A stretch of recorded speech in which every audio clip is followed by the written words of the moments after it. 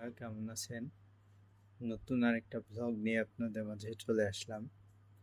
তো দেখা যাচ্ছে আগামীকাল পরশুদিন সোমবার সকালে মুখোমুখি হতে যাচ্ছে আর্জেন্টিনা ও কলম্বিয়ার ফাইনাল ম্যাচ, কোপা আমেরিকার ফাইনাল ম্যাচ।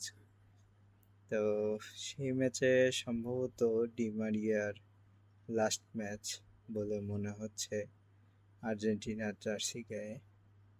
তো আসলে ডি মারিয়ার অবদান অনস্বীকার্য।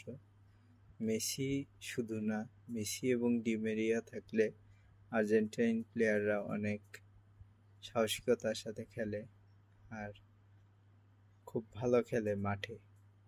তো আসলে হয়তো মেসিও এক সময় থাকবে না, ডি মারিয়াও এক সময় থাকবে না।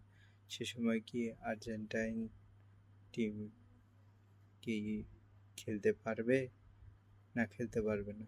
আশা করি বর্তমানে যে টিম প্লেয়াররা আছে তারা অনেক ভালো, যেমন Rodrigo De Paul, Leandro Paredes, Lautaro Martinez,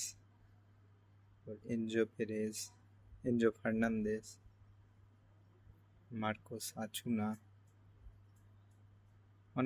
এরা অনেক ভালো অভিজ্ঞ খেলোয়াড়।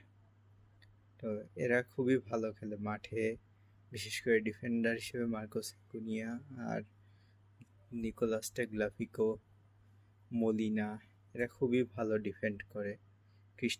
ক্রিস্টিয়ান রোমেরো অসম্ভব ভালো একজন ডিফেন্ডার, ট্যাকলিংগুলো অসাধারণ। তো আসলে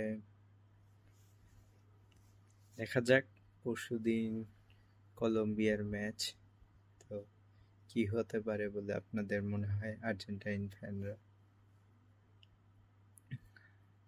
এবারও কি 2021-এর মতো কোপা আমেরিকা ফাইনাল জিততে পারবে আর্জেন্টিনা?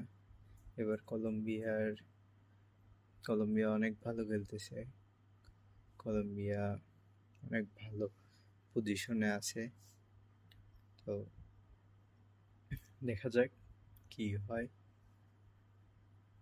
অপেক্ষায় থাকি।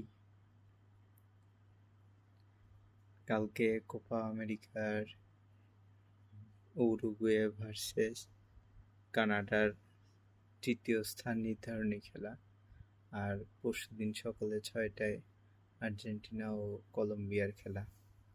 আমরা অধীর অপেক্ষায় আছি আর্জেন্টিনার মেসির হাতে দ্বিতীয় সেলিব্রেশনের জন্য, কোপা আমেরিকার কাপ নিয়ে অধীর অপেক্ষায় আছি যে আশা করি আর্জেন্টিনা আমাদের মুখে হাসি ফোটাতে পারবে।